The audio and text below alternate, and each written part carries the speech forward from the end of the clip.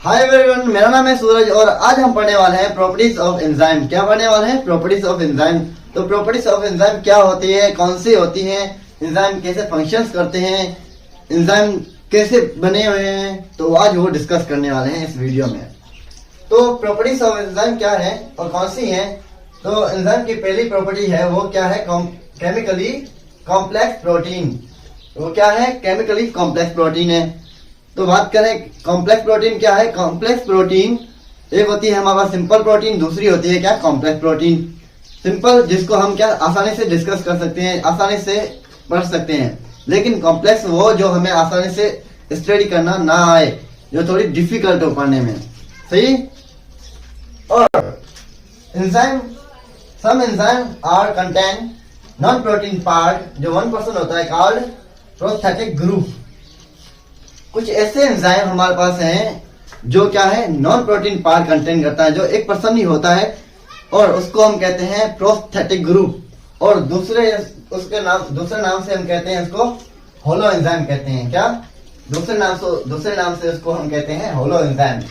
और total protein contain enzyme और called प्रोटियोजाइम। जो हमारे पास पूरा 100% प्रोटीन का बना हुआ होता है एंजाइम, उसको हम प्रोटियोजाइम्स कहते हैं। सही। यहाँ पर हमारे एग्जांपल में हमने बनाया हुआ है क्या?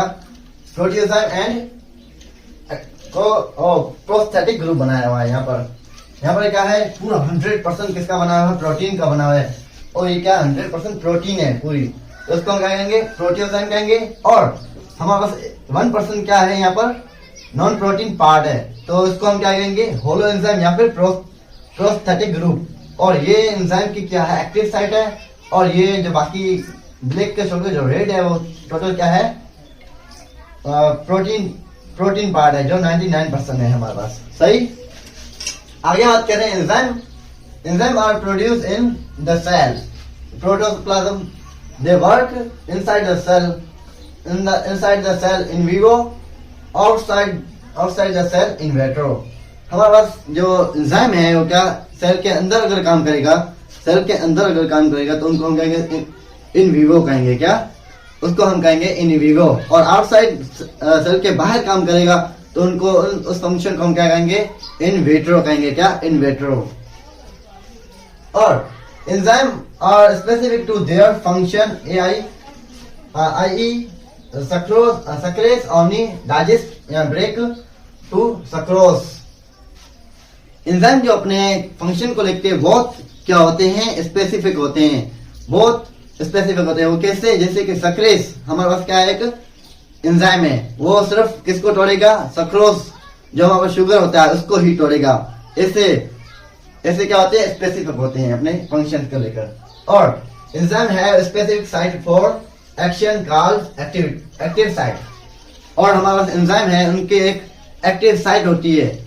और क्या? फंक्शन करने के लिए, इसके लिए एक्टिव साइट होते हैं। यहाँ पर क्या करते हैं? एक्शन करते हैं, तो उसको यहाँ फंक्शन करते हैं, उसको हम क्या कहेंगे? उसको हम कहेंगे active site.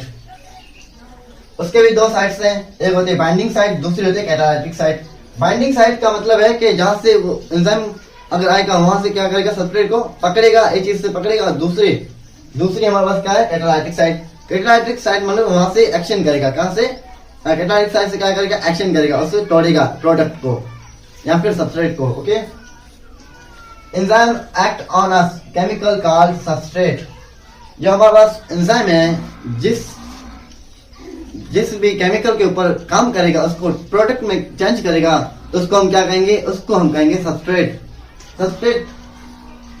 Active site of enzyme and it substrate are complementary to each other. जो हमारे पास एक्टिव साइट एंड सबस्ट्रेट होता है वो एक दूसरे से क्या होते हैं? कॉम्प्लीमेंट्री होते हैं। क्या? कॉम्प्लीमेंट्री। वर्ड कॉम्प्लीमेंट्री का मतलब है कि adjustable with respect to charge and shape. वो एडजस्ट हो जाते हैं। जैसे कि हमारे पास क्या है? ये पेन, ये मार्कर है, और ये इसका क्या है? कैप है। ये एक दूसरे से क्या है? एडजस्टेबल है, फिक्स हो सकते हैं। वैसे ही एंजाइम और इसका सबस्ट्रेट क्या होता है? एडजस्टेबल होते हैं, कॉम्प्लीमेंट्री होते हैं एक दूसरे से। ओके। और enzyme change substrate into product. जो हमारा जो एंजाइम होते हैं वो सबस्ट्रेट को प्रोडक्ट में क्या कर देते हैं? चेंज कर देते हैं। और certain type of enzyme need some chemicals to initiate या accelerate their activity called cofactors। हमारे पास कुछ ऐसे टाइप के एंजाइम होते हैं जो उनको अपनी एक्टिविटी को बढ़ाने या फिर एक्सेलरेट करने के लिए या फिर शुरू करने के लिए उनकी कुछ केमिकल्स की उन्हें जरूरत होती है। उस केमिकल्स को हम क्या कहते हैं? कोफैक्टर्स कहते हैं। जैसे कि हमारे पास एक एग्जांपल है किसका? कोफैक्टर का। वो क्या है? एक्टिवेटर्स। एक्टिवेटर्स क्या करते हैं? जो सिंपल आयंस होते हैं वो लूजली अटैच होते हैं और इनऑर्गेनिक होते हैं और लूजली अटैच होते हैं एंजाइम के साथ, जिसमें हमारे पास कौन सा है? Chlorine, magnesium, potassium and zinc ions आ जाते हैं। तो आई होप के इस वीडियो में आपको बहुत हेल्प मिली होगी।